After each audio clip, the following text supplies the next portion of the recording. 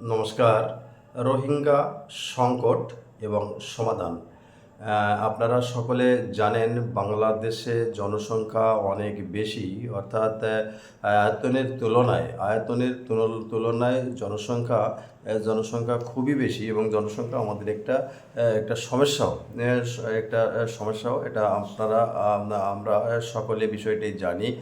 আয়তনের দিক দিয়ে বাংলাদেশ পৃথিবীর 90তম দেশ এবং জনসংখ্যার দিক দিয়ে বাংলাদেশ কিন্তু 8ম জনবহুল দেশ। পৃথিবীতে স্বাধীন দেশ রয়েছে 193টি, তার মধ্যে 8ম জনবহুল দেশ হচ্ছে বাংলাদেশ এবং আয়তনের দিক দিয়ে বাংলাদেশের অবস্থান 90তম।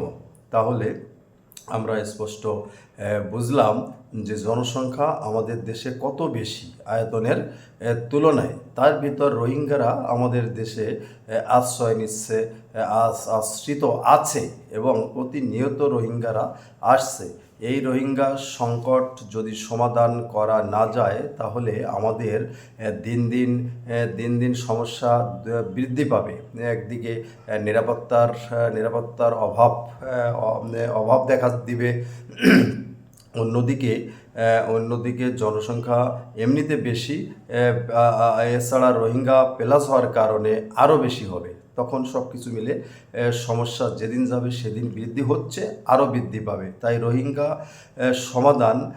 সমাধান আমাদের করা অতি জরুরি। অর্থাৎ রোহিঙ্গারা আমাদের জন্য একটা এই সংকট সমাধান আমাদের জন্য জরুরি।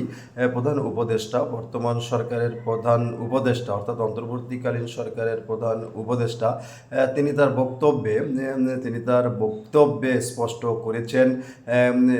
করেছেন এবং বলেছেন রোহিঙ্গা সংকট সমাধানের অন্যতম উপায় বা একমাত্র উপায় রোহিঙ্গা প্রত্যাবর্তন। অবশ্যই কথাটা সঠিক। রোহিঙ্গাদের যদি আমরা এখান থেকে প্রত্যাবর্তন ঘটাতে পারি, তাদের দেশে পাঠিয়ে দিতে পারি, তাহলে সমস্যা বা সংকট সমাধান হবে। এজন্য দরকার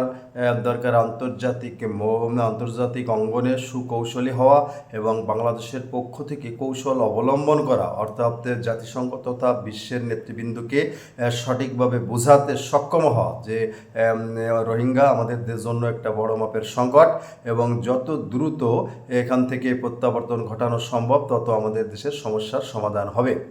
আপনারা এ বিষয়ে আপনাদের মতামত কমেন্ট করবেন। আজকে এ পর্যন্তই। সকলে ভালো থাকবেন। নমস্কার।